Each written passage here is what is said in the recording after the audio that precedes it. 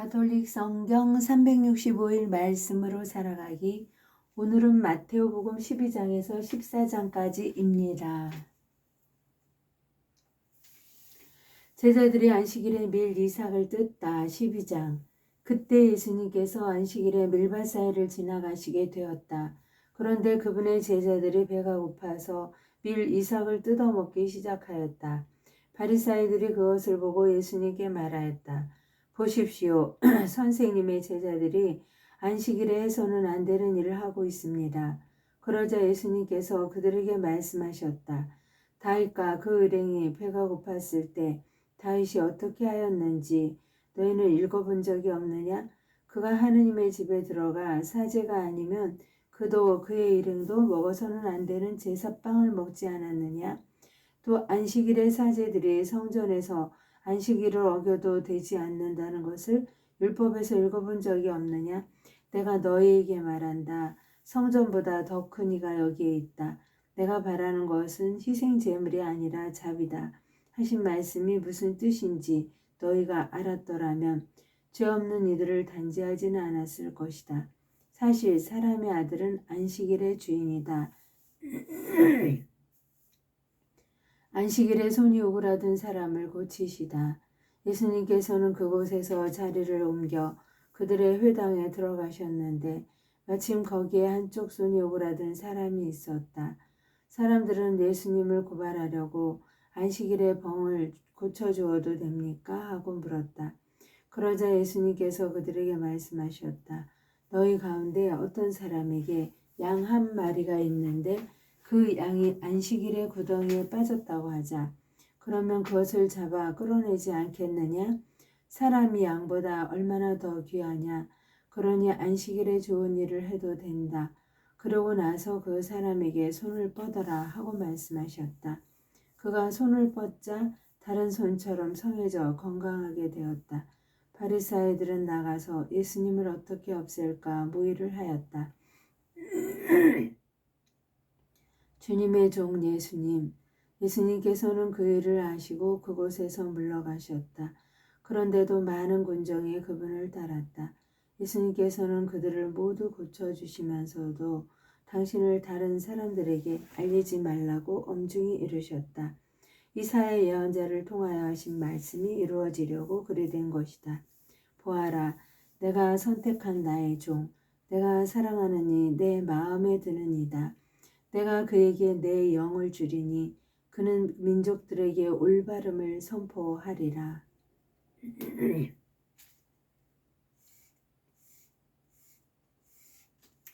그는 다투지도 않고 소리치지도 않으리니 거리에서 아무도 그의 소리를 듣지 못하리라.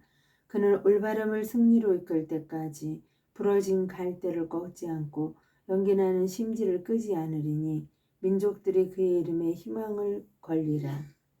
예수님과 베엘제불. 그때 사람들이 막이 들려 눈이 멀고 말을 못하는 사람을 예수님께 데려왔다.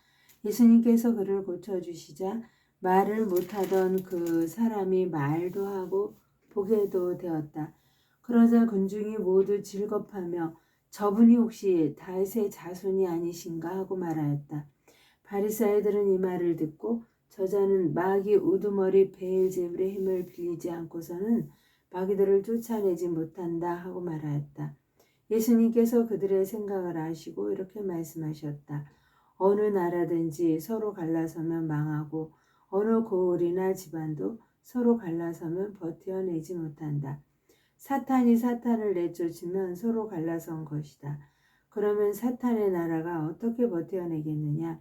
내가 만일 베엘제불의 힘을 빌려 마귀들을 쫓아낸다면 너희의 제자들은 누구의 힘을 빌려 마귀들을 쫓아낸다는 말이냐? 그러니 바로 그들이 너희의 재판관이 될 것이다. 그러나 내가 하느님의 영으로 마귀들을 쫓아내는 것이면 하느님의 나라가 이미 너희에게 와 있는 것이다. 먼저 힘센 자를 묶어놓지 않고서 어떻게 그 힘센 자의 집에 들어가 재물을 빼앗을 수 있겠느냐? 묶어놓은 뒤에야 그 집을 털 수 있다. 나와 함께하지 않는 자는 나를 반대하는 자고 나와 함께 모아들이지 않는 자는 흩어버리는 자다. 그러므로 내가 너희에게 말한다. 사람들이 어떠한 죄를 짓든 신성을 모독하는 어떠한 말을 하든 다 용서받을 것이다. 그러나 성령을 모독하는 말은 용서받지 못할 것이다. 사람의 아들을 거슬러 말하는 자는 용서받을 것이다. 그러나 성령을 거슬러 말하는 자는 현세에서도 내세에서도 용서받지 못할 것이다. 말과 마음. 나무가 좋으면 그 열매도 좋고 나무가 나쁘면 그 열매도 나쁘다. 나무는 그 열매를 보면 안다. 독사의 자식들아, 너희가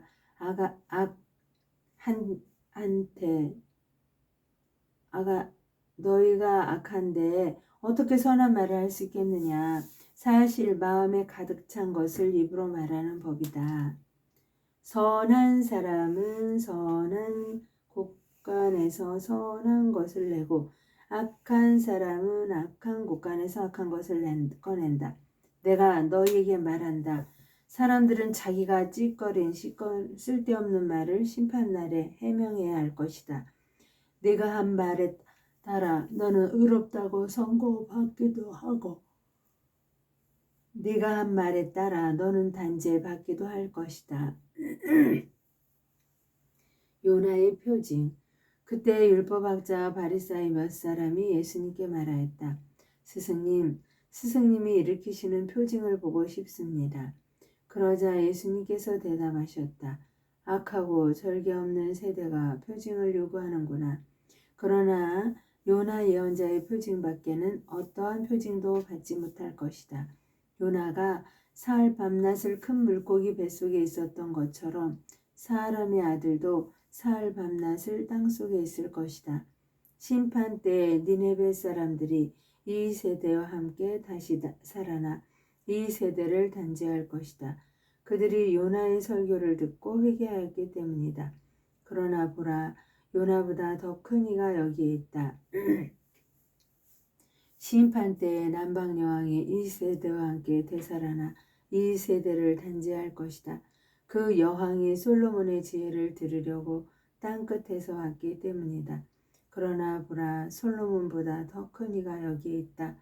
되돌아오는 악령. 더러운 영이 사람에게서 나가면 쉴 때를 찾아 물 없는 곳을 돌아다니지만 찾지 못한다. 그때 그는 내가 낳은 집으로 돌아가야지 하고 말한다. 그러고는 가서 그 집이 비어있을 뿐만 아니라 말끔히 치워지고 정돈되어 있는 것을 보게 된다. 그러면 다시 나와 자기보다 더 악한 영 7을 데리고 그 집에 들어가 자리를 잡는다. 그리하여 그 사람의 끝이 처음보다 더 나빠진다. 이 악한 세대도 그렇게 될 것이다. 예수님의 참가족. 예수님께서 아직 군중에게 말씀하고 계시는데 그분의 어머니와 형제들이 그분과 이야기하려고 밖에 서 있었다. 그래서 어떤 이가 예수님께 보십시오. 스승님의 어머님과 제자 형제들이 스승님과 이야기하려고 밖에 서 계십니다. 하고 말하였다. 그러자 예수님께서 당신께 말한 사람에게 누가 내 어머니이고 누가 내 형제들이냐 하고 반문하셨다. 그리고 당신의 제자들을 가리키시며 이르셨다. 이들이 내 어머니이고 내 형제들이다. 하늘에 계신 내 아버지의 뜻을 실행하는 사람이 내 형제여 누이여 어머니다. 씨 뿌리는 사람의 비유. 그날 예수님께서는 집에서 나와 호숫가에 앉으셨다. 그러자 많은 군중이 모여들어 예수님께서는 배에 올라 앉으시고 군중은 물가에 그대로 서 있었다. 예수님께서 그들에게 많은 것을 비유로 말씀해 주셨다. 자, 씨 뿌리는 사람이 씨를 뿌리러 나갔다. 그가 씨를 뿌리는데 어떤 것들은 길에 떨어져 새들이 와서 먹어버렸다.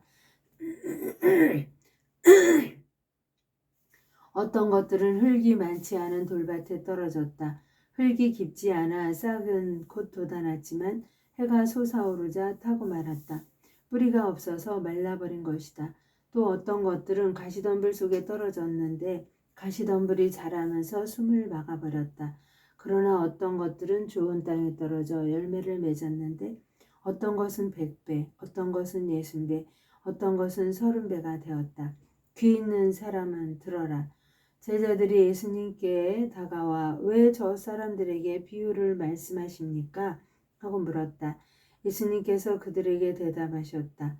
너희에게는 하늘나라의 신비를 아는 것이 허락되었지만 저 사람들에게는 허락되지 않았다. 사실 가진 자가 더 받아 넉넉해지고 가진 것이 없는 자는 가진 것만저 빼앗길 것이다. 내가 저 사람들에게 비유로 말하는 이유는 저들이 보아도 보지 못하고 들어도 듣지 못하고 깨닫지 못하기 때문이다. 이렇게 하여 이사야의 예언이 저 사람에게서 이루어지는 것이다. 너희는 듣고 또 들어도 깨닫지 못하고 보고 또 보아도 알아보지 못하리라. 저 백성이 마음은 부디고 귀로는 제대로 듣지 못하며 눈은 감았기 때문이다. 이는 그들이 눈으로 보고 귀로 듣고 마음으로 깨닫고 손은 돌아와 내가 그들을 고쳐주는 일이 없게 하려는 것이다. 그러나 너희의 눈은 볼 수 있으니 행복하고 너희의 귀는 들을 수 있으니 행복하다. 내가 진실로 너희에게 말한다. 많은 예언자와 의인이 너희가 보는 것을 보고자 갈망하였지만 보지 못하였고 너희가 듣는 것을 듣고자 갈망하였지만 듣지 못하였다. 씨 뿌리는 사람의 비유를 설명하시다. 그러니 너희는 씨 뿌리는 사람의 비유를 새겨들어라. 누구든지 하늘나라에 관한 말을 듣고 깨닫지 못하면 악한 자가 와서 그 마음에 뿌려진 것을 빼앗아 간다. 길에 뿌려진 씨는 바로 그러한 사람이다. 돌밭에 뿌려진 씨는 이러한 사람이다. 그는 말씀을 들으면 곧 기쁘게 받는다. 그러나 그 사람 안에 뿌리가 없어서 오래가지 못한다. 그래서 말씀 때문에 환난이나 박해가 일어나면 그는 곧 걸려 넘어지고 만다. 가시덤불 속에 뿌려진 씨는 이러한 사람이다. 그는 말씀을 듣기는 하지만 세상 걱정과 재물의 유혹이 그 말씀에 숨을 막아버려 열매를 맺지 못한다. 좋은 땅에 뿌려진 씨는 이러한 사람이다. 그는 말씀을 듣고 깨닫는다. 그런 사람은 열매를 맺는데 어떤 사람은 100배, 어떤 사람은 60배, 어떤 사람은 30배를 낸다. 가라지의 비유. 예수님께서 또 다른 비유를 들어 그들에게 말씀하셨다.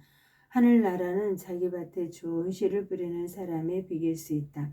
사람들이 자는 동안에 그의 원수가 와서 밀 가운데에 가라지를 덧뿌리고 갔다. 줄기가 나서 열매를 맺을 때에 가라지들도 드러났다. 그래서 종들이 집주인에게 가서 주인님 밭에 좋은 씨를 뿌리지 않았습니까? 그런데 가라지는 어디에서 생겼습니까? 하고 묻자 원수가 그렇게 하였구나 하고 집주인이 말하였다. 종들이 그러면 저희가 가서 그것들을 거두어낼까요? 하고 묻자 그는 이렇게 물었다. 아니다. 너희가 가라지들을 거두어내다가 밀까지 함께 뽑을지도 모른다. 수확 때까지 둘 다 함께 자라도록 내버려 두어라. 수확 때에 내가 일꾼들에게 먼저 가라지를 거두어서 단으로 묶어 태워버리고 밀은 내 곡간으로 모아드리라고 하겠다. 겨자씨의 비유. 예수님께서 또 다른 비유를 들어 그들에게 말씀하셨다. 하늘나라는 겨자씨와 같다. 어떤 사람이 그것을 가져다가 자기 밭에 뿌렸다. 겨자씨는 어떤 씨앗보다도 작지만 자라면 어떤 풀보다도 커져 나무가 되고 하늘의 새들이 와서 그 가지에 깃들인다. 누룩의 비유. 예수님께서도 다른 비유를 그들에게 말씀하셨다. 하늘나라는 누룩과 같다.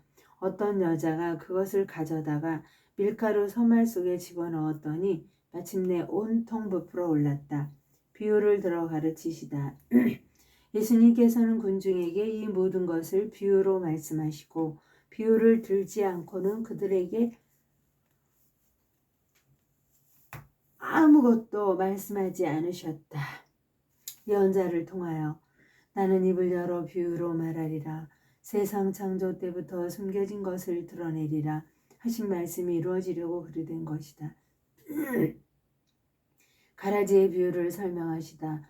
그 뒤에 예수님께서 군중을 떠나 집으로 가셨다. 그러자 제자들이 그분께 다가와 밭의 가라지 비유를 저에게 설명해 주십시오 하고 청하였다. 예수님께서 이렇게 이르셨다. 좋은 씨를 뿌리는 이는 사람의 아들이고 밭은 세상이다. 그리고 좋은 씨는 하늘나라의 자녀들이고 가라지들은 악한 자의 자녀들이며 가라지를 뿌린 원수는 악마다. 그리고 수확되는 세상 종말이고 일꾼들은 천사들이다. 그러므로 가라지를 거두어 불에 태우듯이 세상 종말에도 그렇게 될 것이다. 사람의 아들이 자기 천사들을 보낼 터인데 그들은 그의 나라에서 남을 죄짓게 하는 모든 자들과 불의를 저지르는 자들을 거두어 불구덩이에 던져버릴 것이다. 그러면 그들은 거기에서 울며 이를 갈 것이다. 그때 의인들은 아버지의 나라에서 해처럼 빛날 것이다. 귀 있는 사람은 들어라. 보물의 비유와 진주 상인의 비유. 하늘나라는 밭에 숨겨진 보물과 같다. 그 보물을 발견한 사람은 그것을 다시 숨겨두고서는 기뻐하며 돌아가서 가진 것을 다 팔아 그 밭을 산다. 또 하늘나라는 좋은 진주를 찾는 상인과 같다. 그는 값진 진주를 하나 발견하자 가서 가진 것을 모두 처분하여 그것을 샀다. 그물의 비유. 또 하늘나라는 바다에 던져 온갖 종류의 고기를 모아들인 그물과 같다. 그물이 가득 차자 사람들이 그것을 물가로 끌어올려 놓고 앉아서 좋은 것들은 그릇에 담고 나쁜 것들은 밖으로 던져버렸다. 세상 종말에도 그렇게 될 것이다. 천사들이 나가 의인들 가운데에서 악한 자들을 가려내어 불구덩이에 던져버릴 것이다. 그러면 그들은 거기에서 울며 이를 갈 것이다. 비유를 끝맺는 말씀. 너희는 이것들을 다 깨달았느냐? 제자들이 예 하고 대답하자 예수님께서 그들에게 이르셨다. 그러므로 하늘나라의 제자가 된 모든 율법학자는 자기 곳간에서 새 것도 꺼내고 옛 것도 꺼내는 집주인과 같다. 예수님께서는 이 비유들을 다 말씀하시고 나서 그곳을 떠나셨다. 나자렛에서 무시를 당하시다. 예수님께서 고향에 가시어 회당에서 사람들을 가르치셨다. 그러자 그들은 놀라서 이렇게 말하였다. 저 사람이 어디서 저런 지혜와 기적의 힘을 얻었을까? 저 사람은 목수의 아들이 아닌가? 그의 어머니는 마리아라고 하지 않나? 그리고 그의 형제들은 야고보, 요셉, 시몬, 유다가 아닌가? 그의 누이들도 우리 모두와 함께 살고 있지 않는가? 그런데 저 사람이 어디서 저 모든 것을 얻었지? 그러면서 그들은 그분을 못마땅하게 여겼다. 그러자 예수님께서 그들에게 이르셨다. 예언자는 어디서나 존경받지만 고향과 집안에서만은 존경받지 못한다. 그리고 그들이 믿지 않으므로 그곳에서 기적을 일으키지 않으셨다.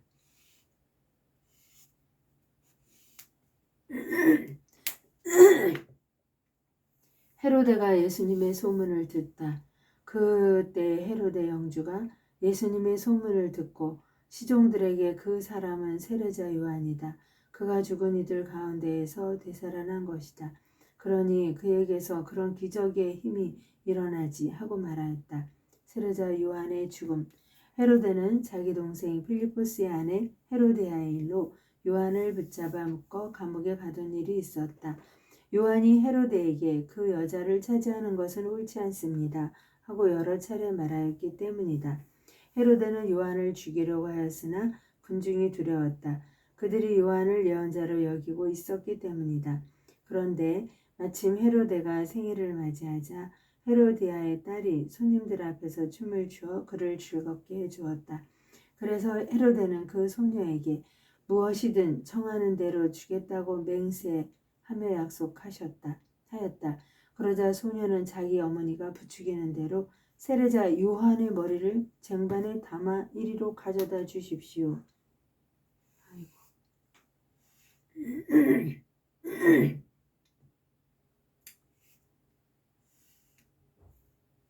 하고 말하였다. 임금은 괴로웠지만 맹세까지 하였고 또 손님들 앞에서 그렇게 해주라고 명령하고 사람을 보내어 감옥에서 요한의 목을 베게 하였다. 그리고 그의 머리를 쟁반에 담아다가 소녀에게 주게 하자 소녀는 그것을 자기 어머니에게 가져갔다. 요한의 제자들은 가서 그의 죽음을 거두어 장사 지내고 예수님께 가서 알렸다. 아이고.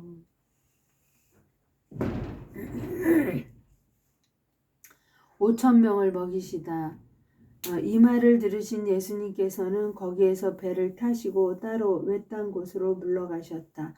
그러나 여러 고을에서 그 소문을 듣고 군중이 육로로 그분을 따라 나섰다. 예수님께서는 배에서 내리시어 많은 군중을 보시고 가엾은 마음이 드시어 그들 가운데 있는 병자들을 고쳐주셨다.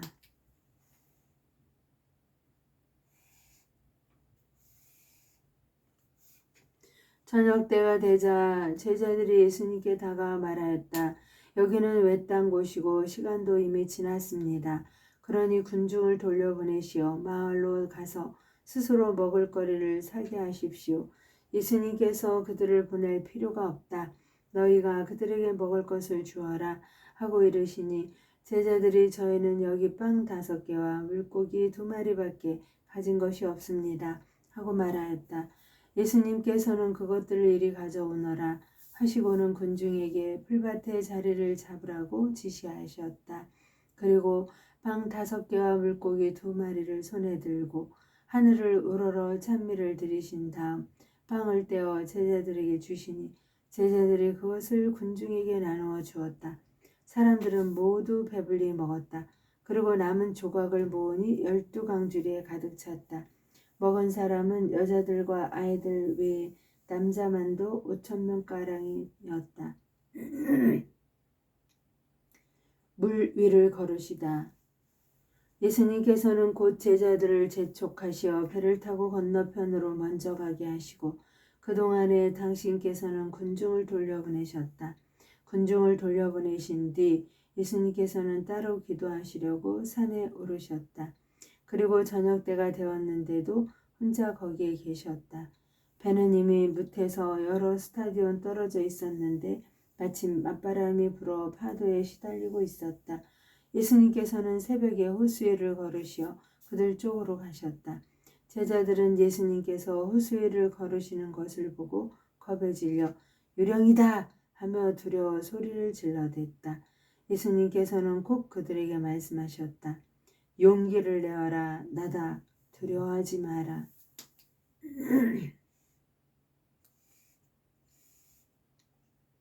그러자 베드로가 말하였다. 주님이 시거든 저더러 물 위를 걸어오라고 명령하십시오. 예수님께서 오너라 하시자 베드로가 배에서 내려 물 위를 걸어 예수님께 갔다. 그러나 거센 바람을 보고서는 그만 두려워졌다. 그래서 물이 빠져들기 시작하자 주님 저를 구해 주십시오 하고 소리를 질렀다. 예수님께서 곧 손을 내밀어 그를 붙잡으시고 이 믿음이 약한 자야 왜 의심하였느냐 하고 말씀하셨다. 그러고 나서 그들이 배에 오르자 바람이 그쳤다. 그러자 배 안에 있던 사람들이 그분께 엎드려 절하며 스승님은 참으로 하느님의 아드님이십니다 하고 말하였다. 겟나사렛에서 병자들을 고치시다. 그들은 호수를 건너 겟나사렛 땅에 이르렀다. 그러자 그곳 사람들이 그분을 알아보고 그 주변 모든 지방으로 사람들을 보내어 병든 이들을 모두 그들에게 데려왔다. 그리고 그 옷자락술에 그들의 손이라도 대게 해주십사고 청하였다. 과연 그것에 손을 댄 사람마다 구원을 받았다. 하느님의 영광을 위하여 성모님과 함께 감사드리며 봉헌하나이다.